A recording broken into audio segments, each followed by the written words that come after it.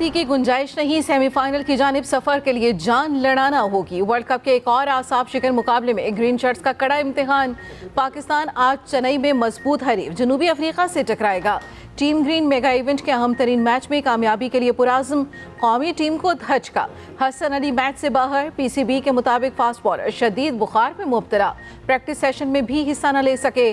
Babar Azam team का morale बुलंद करने लगे, कहा नीचे से ऊपर कई बार उठ चुके हैं, हम माजी में कई बार ऐसी सूरत हाल से निकल चुके, अब भी निकल सकते हैं। टीम डायरेक्टर मिकी आर्थर कहते हैं टीम सेमीफाइनल में पहुंच सकती है। मुश्किल सूरत हाल में पाकिस्तान गैर मामूली परफॉर्मेंस देती है।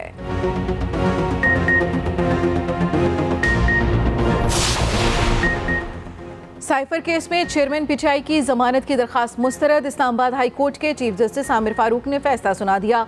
अदालत ने चेयरमैन पीटीआई की अखराज मुकदमा की दरखास्त भी मुस्तरद कर दी। साइफर केस सुनने वाली खुसूसी अदालत ने भी चेयरमैन पीटीआई को दरखास्त जमानत मुस्तरद की थी, जिसके खिलाफ चेयरमैन पीटीआई ने इस्लामाबाद हाई कोर्ट से रुजू किया था।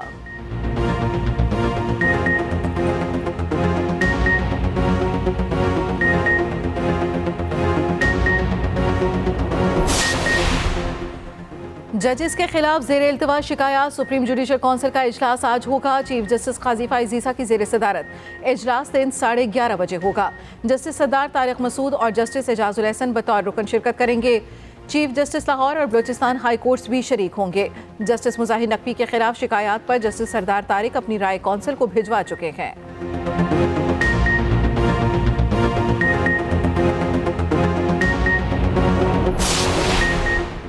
मकबूजा कश्मीर पर भारत के गैर कानूनी कब्जे के 74 साल। 27 अक्टूबर 1947 को कश्मीर की तारीख का स्याह तरीन बाब रकम हुआ। भारतीय फौज तमाम कवानीन को रोनते हुए कश्मीर में दाखिल हुई। भारत के गैर कानूनी कब्जे के खिलाफ पाकिस्तान समेत दुनिया भर में कश्मीरी आज यौम स्याह मना रहे हैं। मुल्क भर में रैलियां निकाली जाएंगी। पाकिस्तान कश्मीरियों के हक खुद इरादियत के हसूल में शाना बशाना। सदर और निगरान वज़ीर आज़म का कश्मीरी अवाम की अखलाकी, सियासी और सिफारती हिमायत के आज़म का यादा। मिशाल मलिक का कहना है कश्मीरी अपने खून के आखिरी कतरे तक भारत के जबर का मुकाबला करेंगे।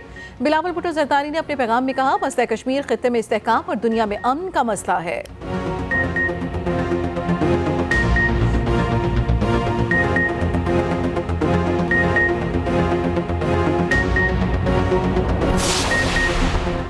भारतीय फौज की वर्किंग बाउंड्री पर बिला इश्तियाल फायरिंग। पाक फौज का मुंह तोड़ जवाब। जफरवाल सेक्टर सियालकोट में भारतीय फोर्सेस के क्वाडकॉप्टर की दरअंदाजी नाकाम बना दी। भारतीय फोर्सेस ने क्वाडकॉप्टर की दरअंदाजी की नाकामी को कवर करने के लिए पाकिस्तानी पोस्टों पर बिला इश्तियाल फायरिंग शुरू कर दी। पाकिस्तानी फोर्सेस ने भारतीय जारियत का मुंह तोड़ जवाब दिया।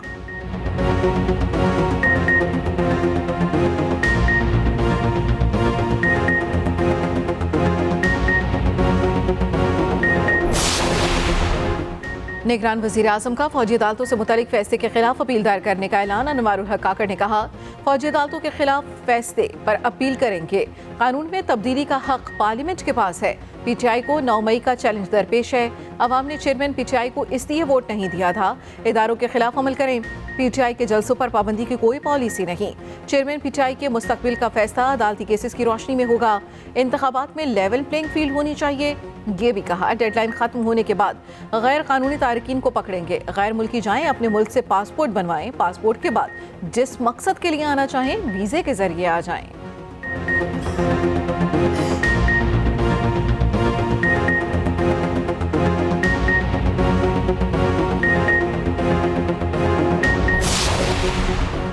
निगरान वज़ीर आज़म के प्रिंसिपल सेक्रेटरी तौक़ीर हुसैन शाह अपने ओहदे से मुस्ताफ़ी हो गए।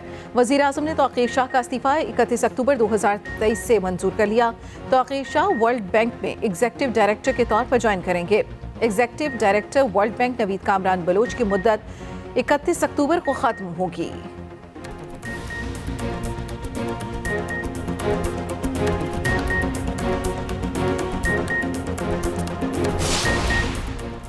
इसराइल फ़लस्तीनियों के खून का प्यासा बन गया। फ़िज़ाई के साथ ज़मीनी हमले भी शुरू कर दिए।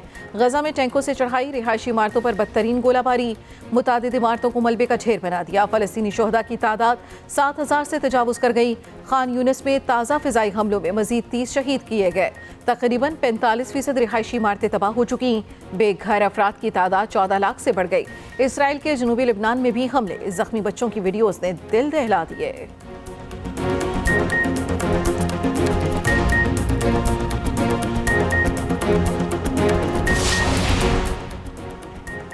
और गजा में कोई जगह महफूज नहीं। अक़वाम मुत्तहिदा के मुताबिक गजा की कोई जगह खतरे से खाली नहीं। इसराइल हर तरफ से हमलावर है। तुर्क सदर रजब तैयब एर्दोगान ने कहा, गजा पर इसराइल के हमले कत्लेआम की सतह पर पहुंच चुके हैं। आलमी बरादरी की खामोशी इंसानियत के लिए बाइस शर्म है। सऊदी अरब ने कहा, आलमी बरादरी हमले रोकने के लिए इक़दाम करे। फ़लस्तीनियों को इमदाद और अद्वियात फराहम की जाएँ। सलामती कौंसिल का एक और इजलास बेसूद। गजा से मुतल्लिक़ अमरीकी करारदाद चीन, रूस और इमारात ने मुस्तरद कर दी।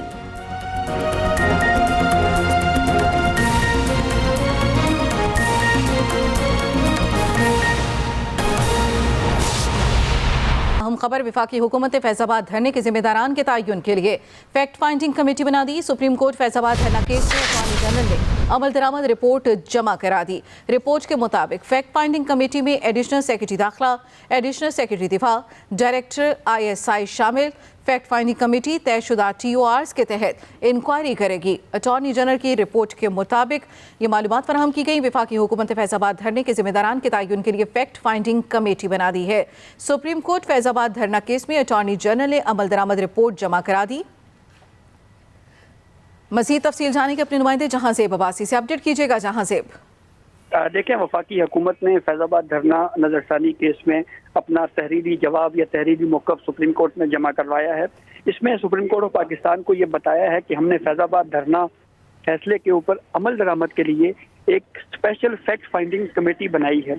और ये स्पेशल फैक्ट फाइंडिंग कमेटी जो है, इसमें एडिशनल सेक्रेटरी वजारत दिफा, एडिशनल सेक्रेटरी वजारत दाखिला, डायरेक्टर ISI और इसके अलावा इस कमेटी के जो दीगर मेंबरान हैं वो अब ये इस कमेटी को ये टास्क दिया गया है कि वो इंक्वायरी करे और जिम्मेदारान का तयन करे जो सुप्रीम कोर्ट ऑफ पाकिस्तान ने जो फैसला दिया है। और उसके बाद इस जवाब में जो वफाकी हुकूमत ने जवाब जमा करवाया है उसमें ये भी कहा गया है कि ये तमाम इश्यूज़ को सामने रखा जाएगा और जो ये असल तयन किया जाएगा कि किसका क्या किरदार था और किसकी क्या गफलत थी। और इस हवाले से फिर जो भी रिकमेंडेशंस या जो तजावीज़ दी जाएंगी उस हवाले से एक रिपोर्ट सुप्रीम कोर्ट में जमा करवाई जाएगी। इस तहरीरी जवाब जो अटॉर्नी जनरल फॉर पाकिस्तान के जरिए सुप्रीम कोर्ट में जमा करवाया गया है, इसमें यह भी कहा गया है कि इस जो कमेटी है उसके TORs के मुताबिक इसकी जो पहली मीटिंग है वो 26 अक्टूबर 2023 को जो है वो होने जा रही है, हुई है। और इस हवाले से जो ये जो वजारत दिफा की कमेटी है, इसकी जो फैक्ट फाइंडिंग रिपोर्ट है वो भी जैसे ही फाइनल होगी वो सुप्रीम कोर्ट ऑफ पाकिस्तान में जमा करवाई जाएगी। 1 नवंबर को इस केस पर समाअत होने जा रही है कि जस्टिस काजी फायद ईसा की सरबराही में 3 रुकनी बेंच इस केस को सुनेगा। बहुत शुक्रिया जहांज़ेब अब्बासी। साइफर केस में चेयरमैन PTI की जमानत की दरखास्त मुस्तरद। इस्लामाबाद हाई कोर्ट के चीफ जस्टिस आमिर फारूक ने फैसला सुना दिया।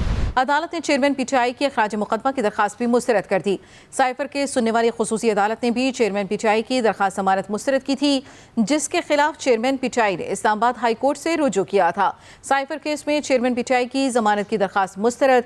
इस्लामाबाद हाई कोर्ट के चीफ जस्टिस आमिर फारूक ने फैसला सुना दिया। अदालत ने चेयरमैन PTI के खराज मुकदमा की दरखास्त भी मुस्तरद कर दी। साइफर केस सुनने वाली खुसूसी अदालत ने भी चेयरमैन PTI की दरखास्त जमानत मुस्तरद की थी, जिसके खिलाफ चेयरमैन PTI ने इस्लामाबाद हाई कोर्ट से रुजू किया था।